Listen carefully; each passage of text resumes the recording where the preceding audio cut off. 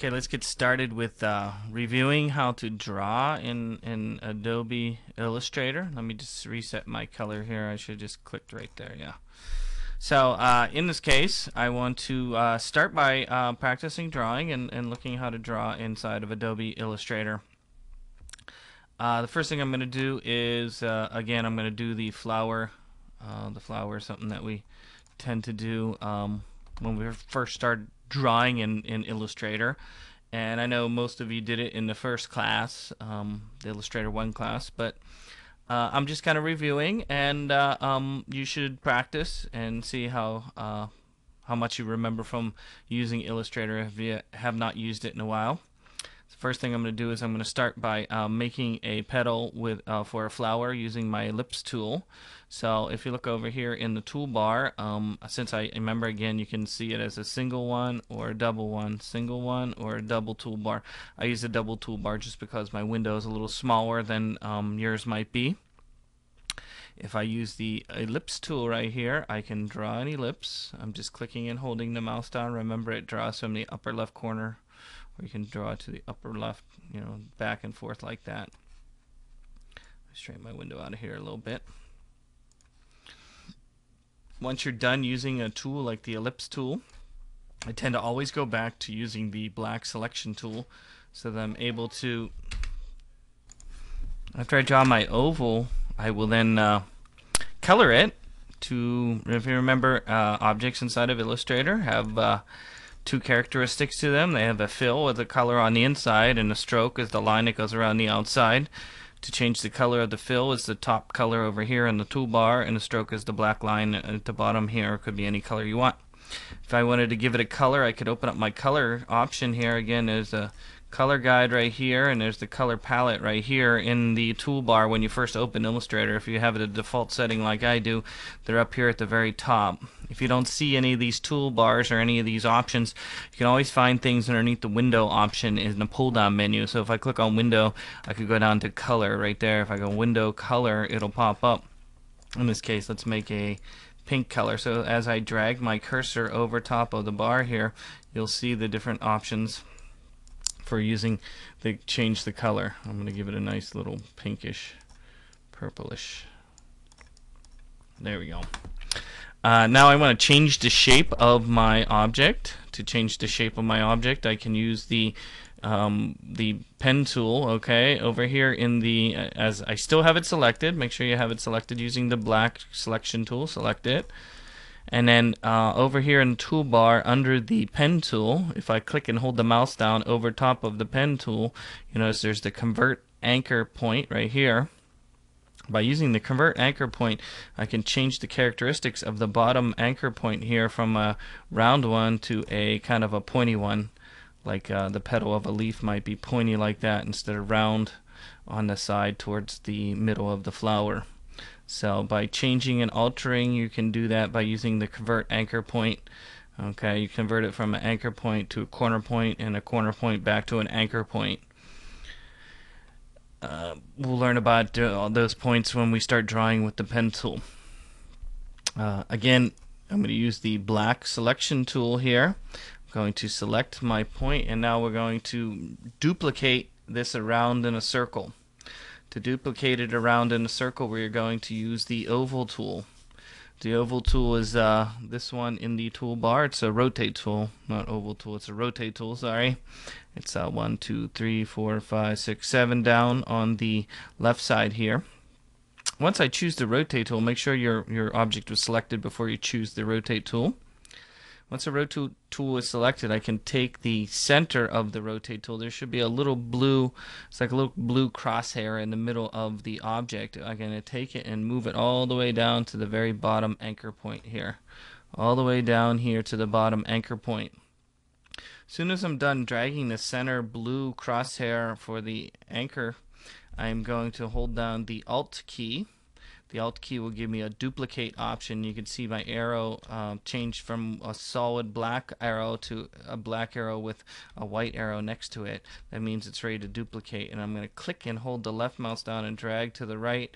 And you'll notice that degrees are showing up. If you're using CS5, it shows you degrees as you're rotating. I don't think CS4 below shows that, but I'm going to rotate mine to about a 45-degree angle here and let my mouse go, and my finger off the Alt key. Once I'm done doing that drag operation, I'm going to hold on to Control D for duplicate, and it'll keep rotating and duplicating my flower petal all the way around, so I get a nice even petal all the way around. And it's that easy. Again, it was Control D, and it'll rotate it and it'll just duplicate the operation that you did.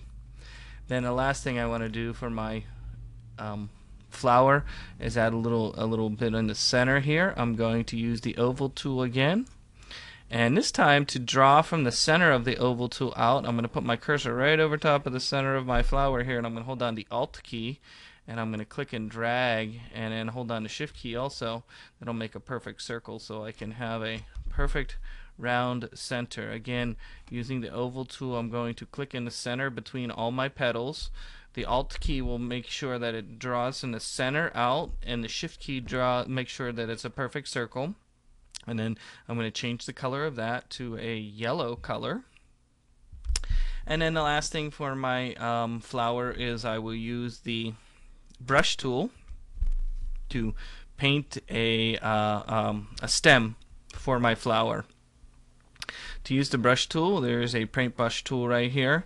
When I'm using the paintbrush tool, I'm going to deselect everything. To deselect, using the selection. So before I do anything more, you got to make sure, and this is one of the most basic principles of using Adobe Illustrator. Sometimes you have things selected, sometimes you don't. Sometimes you have them selected, sometimes you don't.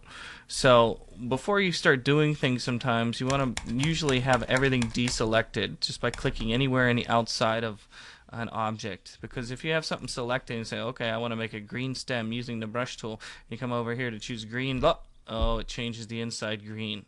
Okay, so I didn't want to do that. I wanted it yellow, and so to undo is Control Z, right? Undo is Control Z. So before I choose to change my color green to draw with my paintbrush, I'm going to deselect. Okay, now when I draw my paintbrush, though, I'm going to draw with my stroke color, which is this option right here.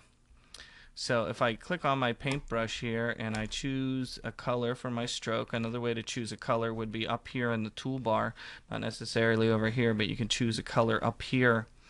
So if I select the brush tool and I come up here to the very top, and then this is the option bar, and I hold my cursor down, there's a little arrow next to the stroke color. I can choose a color. I'm going to choose a green for my stroke color. Then I'm going to choose a size for my stroke color. I'm going to choose like 9 or even 12. You could choose how big of a line, or if you want a uniform, which would be the same thickness the whole way, which is fine. And then actually, this is the color it wants to choose. So I don't know. Let's try it. Let me try it first. Yeah, it's using this size and not this size. I don't know why. So don't worry about changing the stroke right here. What you want to do, and let me undo that for a moment, is choose the color that you want, and instead of using the stroke for the size of the brush, we're going to use this option for brush definition, which is over here a little bit further in the center. And if I click and hold the mouse down, you can see all the different sizes. A nice 15 round brush, or you can make this window a little bigger by putting your cursor along the edge and draw. And later on we'll learn about all the different kinds of brushes that you can make inside of Illustrator, and you can change them, and there's a whole bunch of options for brushes. I'm going to try the 15 round, that's fine, and I'm going to drag my brush like that for my stem. Now that stem doesn't look good over top of it, and let me undo that and do another one. Let me just... There we go. Now that brush doesn't look very good over top of my flower, so I really want to change the arrangement of the objects, because right now you'll notice that I have all my petals here, and then my circle over top of that, and then my brush over top of that. So I want to be able to change and adjust that. I want to adjust this stem that we have right here to be underneath it. So to adjust the arrangement of the objects that you see when you are drawing, you can select an object, and underneath the object option here, it's a pull down menu up here, there's an arrangement option. So under object arrangement, you can send, bring forward, bring to front, bring forward, send to back, send to back, send backwards, or send to back. Send backwards sends one level back. So if I say send backwards, it'll be over top of the yellow one and in front of the petal, because now it's this object is between the yellow circle and the petal. But if I wanted it all the way in the back, I could go back under object, arrange, and say send to back, and it'll be the very back object in the entire flower option here. So that's how you can begin drawing and practicing using Adobe Illustrator. To organize this into a group, there's several different ways that we're going to learn how to group objects and make them together as a group. And one of them is to select all the objects and then group them by using the group command.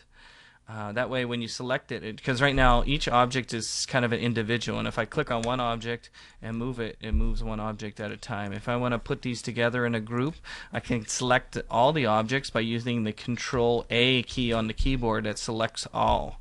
That's Control A. Once I use Control A, then I can use Control G to group. Okay, Control G. All these control and command keys that I'm talking about are underneath here also. You'll notice under the object one is the Control G where the group is. So I've grouped this object now. Now if I click on one of the petals, it selects them all together. See that? Click on a petal, selects them all, and they can move them as a team now. They're like a team. Okay. Other things you can do is if you want to shrink it smaller, once you have it selected, I'm using the black selection tool. Once it's a group, I can put my cursor along the edge, and you'll notice once I have it selected, you'll see these white boxes and a blue line that go around the outside. If I put my cursor on the edge, I can make it smaller. If I hold the shift key down, it'll keep it in proportion. I can make it smaller, and I can make it bigger. I can make it. And one of the problems that you'll run into, and we're going to learn how to fix that, is as I shrink it down, you'll notice the stroke stays the same. See how it's a big, fat kind of stem right now? But if I make it bigger right now, it'll be a skinny stem. That's a problem with grouping, and we're going to learn how to do that so that the stroke will actually shrink with the object. We'll do that in a different lesson. But as you can see, you can do that. Another thing that you can do instead of just grouping an object is make your object into a symbol. So if you bring up the symbol window under Window Symbols, you'll see you could take your object and drag it into the symbol window, and it's going to ask you to give it a name, and we're going to give it, and we're going to learn about all these different options in here. It's called flowers. Hit OK. Once it's a symbol over here under the symbols window, I can drag out a whole bunch of them. And then I could shrink some down, shrink some up. You'll notice one thing that happens when I shrink it down using a symbol. Do you notice what happened? The stem shrank also. Did you see the problem before? If I shrink the one down, that's a see how once it's a symbol now, the stem will shrink also. So there's little tricks that you will learn as you go along inside of Illustrator.